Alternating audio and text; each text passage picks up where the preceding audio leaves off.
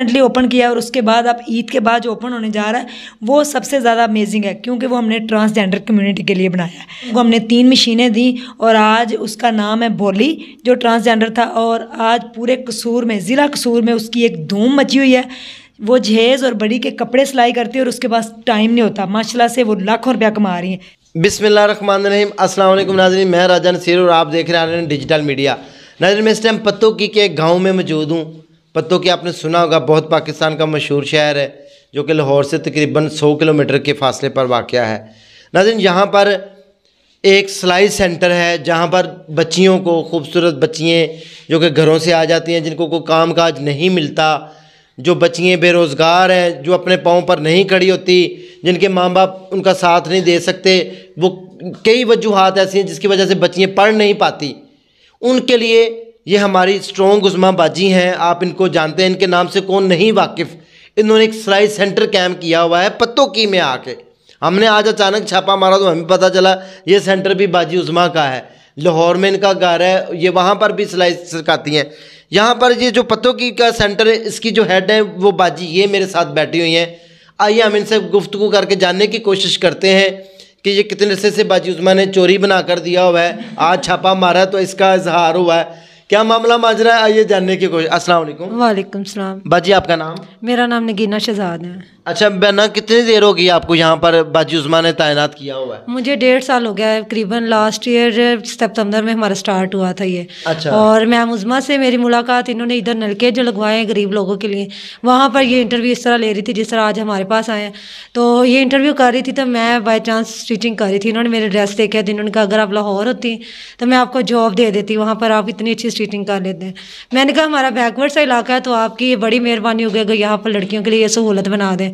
इन्होंने कहा मैं बात करती हूँ। इन्होंने फिर माशाल्लाह मेरे लिए इस काविश को सराहा मेरी को, और इन्होंने मेरी इतनी हेल्प की। पहले 5 मशीनें, 5 से 10 और इस टाइम पे मेरे पास 15 मशीनें हैं जो कि सिर्फ और सिर्फ स्ट्रॉन्ग उज़्मा की। नाज़रीन, किसी को मछली खिलाने के बजाय, किसी को भीख देने के बजाय उसके लिए उसको मछली पकड़ना सिखा दें, उसको काम करना सिखा दें, वो अपने बच्चों का रिज़्क़ कमाए, वो अपना मुस्तकबिल बनाए और वो अपने पाँव पर खड़ा हो जाए। यही असल में हमारी जो है कमाई है, पूरी ज़िंदगी की कमाई यही है। अच्छा बाजी, मुझे ये बताएं, अब तक कितनी बच्चियाँ 1.5 साल में आपसे सीख के जा चुकी हैं? कितना टाइम लगता है बच्चियों को? अल्हम्दुलिल्लाह मेरे पास अब तक करीबन 120 के करीब लड़कियां होकर जा चुकी हैं जिन्होंने अपना मुकम्मल सिलाई कोर्स कर लिया। और अल्हम्दुलिल्लाह इस टाइम पे वो अपने नाज़रीन, मैं बाजी की बात फिर काटूंगा। 120 घराने इनकी वजह से आबाद हो चुके हैं।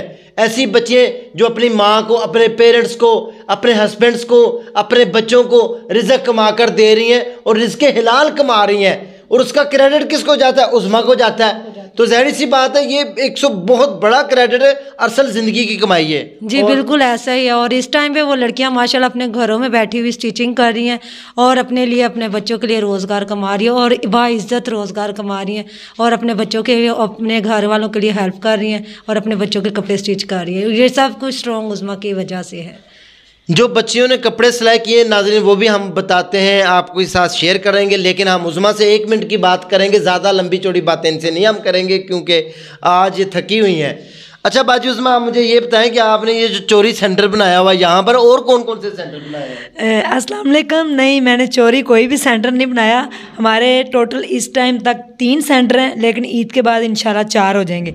एक पत्तों की में है, ये दूसरा बड़ा स्कूल है। लाहौर में बड़ा स्कूल है, लेकिन उसके बाद जो बड़ा स्कूल है हमारा वो पत्तों की में है। फिर इसके बाद शेखपुरा का एक गाँव है ततले वाला हकीम, वहाँ पर हमने रिसेंटली ओपन किया। और उसके बाद अब ईद के बाद जो ओपन होने जा रहा है वो सबसे ज़्यादा अमेजिंग है, क्योंकि वो हमने ट्रांसजेंडर कम्युनिटी के लिए बनाया है। अच्छा। तो ट्रांसजेंडर कम्युनिटी ने पहले सिलाई सीखी, फिर उनको हमने 3 मशीनें दी और आज उसका नाम है भोली, जो ट्रांसजेंडर था। और आज पूरे कसूर में, ज़िला कसूर में उसकी एक धूम मची हुई है।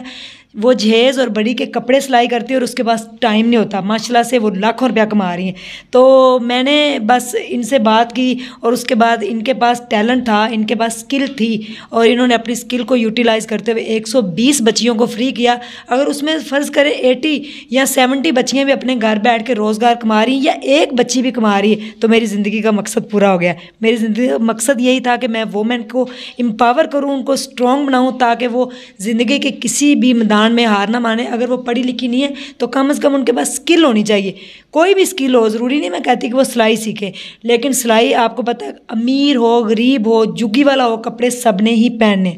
तो आम एक जो सिंपल सूट है उसकी सिलाई 400-500 गाँव में चलती है, तो अगर वो डेली के 2 सूट भी सिलाई कर ले तो इनफ है, बड़े अच्छे तरीके से अपने घर का रोज़गार चला सकती है। मुझे ये बताएं, ये बच्ची कौन है? ये बच्ची आपकी मेरे इस दफ़ा जो ये हमारे सूट स्टिचिंग हुआ है इनमें ये मेरे पास जो टॉपेस्ट बच्ची है वो है, और ये सबसे कम एज में मैं समझती हूँ कि इसने जो ये हुनर सीखा है, मुझे इस बात की बहुत खुशी है और मैं इसको ये सराहना चाहती, इसलिए मैंने इस बच्ची को इस टाइम पे आपके पास बुलाया। गुड़िया क्या नाम है आपका? बोले ज़ीनत अफसर। उम्र कितनी है? 12 साल। हैं? 12 साल। तो कितनी देर होगी काम सीखते हो बेटा? चलो चलो अब सूट सिलाई कर लेती हो? बिल्कुल सही मेरा बेटा। हाँ। तो घर में कितने बहन भाई हैं? नाज़रीन ये देखें, ये बच्ची है माशाल्लाह 12 साल की उम्र में, इसके पास हुनर आ चुका है, ज़िंदगी को गुजारने का जो है वो फन आ चुका है, ज़िंदगी से लड़ने का। ये डायबिटिक पेशेंट है, ये शुगर की पेशेंट है देखें, और ये इसकी नाज़रीन ये देखें इस बच्ची के हाथ का सिला हुआ कितना खूबसूरत सूट है। ये 12 साल की बच्ची का ये कितना बड़ा फन है यार। मैं कहता हूँ हम भी सलाम और सलूट पेश करते हैं, असल ज़िंदगी यही है। और यकीन करें ये ट्राउज़र है, ये बच्ची बेटा ये कितनी देर में आपने सीखा जी ना? 3 माह में अब आप मुकम्मल सूट सिलाई कर लेती हैं? पक्की बात है, अब आप अपना रोज़गार चला लेंगी? चलें जी, बहुत अच्छी बात है। ये देखें जी इसका सूट, और ये अगर किसी ब्रांड पे लगा हो तो मेरे ख्याल में ये सूट नाज़रीन ये आप देख सकते हैं कितना खूबसूरत सूट है। बाजी ज़रा इसको जो है ना ट्राउज़र ऊपर करके दिखाएं। ये देखें नाज़रीन, मैं दुकानदार तो नहीं हूँ लेकिन दिखाना ज़रूरी है। ये पूरा ट्राउज़र बहुत ही नफासत के साथ, बहुत खूबसूरती के साथ, और ये देखें माशाल्लाह एक से बढ़कर एक जो है वो सूट जो है वो सिलाई किए हुए हैं यहाँ पर। ये देखें ये स्कर्ट जो है ट्राउज़र है साथ में, ये देख सकते हैं आप। और ये इस तरह मुख्तलिफ़ कलर के मुख्तलिफ़ डिज़ाइनों के बेशुमार जो है वो ड्रेसेस तैयार हुए हुए पड़े हुए हैं, और माशाल्लाह बच्चियाँ अपना रिज़्क कमा रही हैं, अपने घर वालों को सपोर्ट कर रही हैं, और हर तरह की बुराई से बची हुई हैं। सबसे बड़ी बात हमारे माशरे में जो फैलने वाली बुराइयाँ वो यही वजूहत है कि बच्चों को हम काम स्किल वगैरह नहीं सिखाते। इनका हुनर है, इनका काम है, इनका बिजनेस है, और ये बच्चियाँ अपने पाँव पर खड़ी हो जाएंगी, सारी ज़िंदगी इस मैडम को दुआएं देंगी। अल्लाह ताला, इन्होंने यही सारी ज़िंदगी कमाया, इन्होंने और कुछ नहीं कमाया। क्या कहना चाहेंगी आखिरी? जी मैं यही कहना चाहूँगी इनकी बहुत बहुत मेहरबानी और शुक्रिया इनकी तरफ से, जो कि इन्होंने गरीब बच्चियों के बारे में सोचा और इन्होंने बहुत ज़्यादा दुआएं ली, और बेशक इंशाल्लाह जब तक इन बच्चियों की ज़िंदगी है वो इनके लिए दुआएं करती रहेंगी कि इन्होंने हमारे लिए बहुत अच्छा इदारा खोला है और लड़कियाँ बाइज़्ज़त तरीके से रोज़गार कमा रही हैं। आप महीने के कितने पैसे कमा लेती हैं? मैं तो माशाल्लाह बड़े कमा लेती हूँ। फिर भी दसो तो सही ना लोग। कम अज़ कम मेरे पास 10-15 हज़ार रुपये की डेली जो होती है ना मेरी मंथली से बन जाती है, सैलरी के अलावा जो मुझे ये पे कर रही है सैलरी, उसके अलावा आप ये शापर पड़े मैं ईद तक इंशाल्लाह मैं 10-15 हज़ार रुपये बना लूँगी और मज़ीद।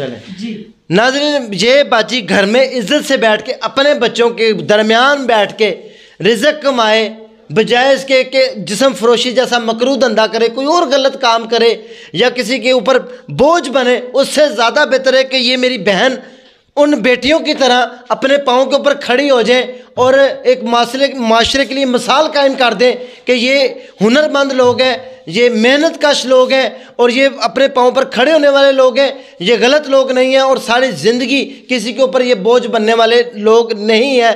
सबसे बड़ी बेहतरीन नेकियां यही हैं नाज़रीन। हम अगर कुछ कमा सकते तो यही नेकी है। किसी के घर में कोई पानी का कुआं लगवा देना, किसी के घर में पानी का बोर करवा देना, जैसे हज़ूर पाक सल्लल्लाहु अलैहि वसल्लम के वक़्त में हज़रत उस्मान गनी रज़ियल्लाहु तआला अन्हु कुआं लेके दे देते थे मुसलमानों को, ये मीठा कुआं है पानी पीने वाला, उसका स्वाब सारी ज़िंदगी चलता है। ये वही काम किया है। हम उज़मा बाजी को सलाम और सलूट पेश करते हैं और इनकी काविशों को सराहते हैं। इनकी बेशुमार कुर्बानियाँ, कोशिशें, काविशें हैं, लेकिन आज हमने जो छापा मारा है हमें पता चला कि यहाँ पर भी बहुत अच्छा सिलाई सेंटर बन चुका है। 15 मशीनें पड़ी हुई हैं, 15 बच्चियाँ डेली आती हैं, काम करती हैं, वो 4 महीने में ट्रेंड हो जाती हैं। 2 शिफ्टें चलती हैं। अच्छा 2 शिफ्टें नाज़रीन, 30 बच्चियाँ रोज़ाना आती हैं। 4 महीने तक ये सिलसिला जारी रहता है। 4 महीने के बाद एक बच्ची तैयार हो जाती है और वो सारी ज़िंदगी अपना रिज़्क कमाती रहती है, साथ साथ कपड़े भी चलते रहते हैं, सारा निज़ाम चलता रहता है। नाज़रीन इसी के साथ अब मुझे पता है आपके पास टाइम कम होता है। अपने होस्ट राजा नसीर को इजाज़त दें, दुआओं में याद रखें। अगले सेगमेंट में दोबारा मिलेंगे। अल्लाह हाफिज़।